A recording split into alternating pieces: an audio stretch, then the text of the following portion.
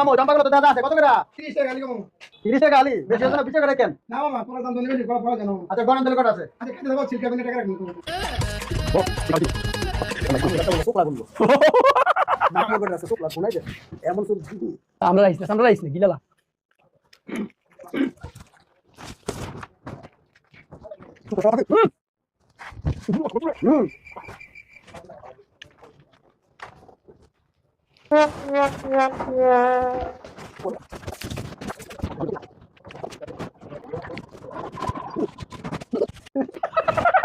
ওই মামু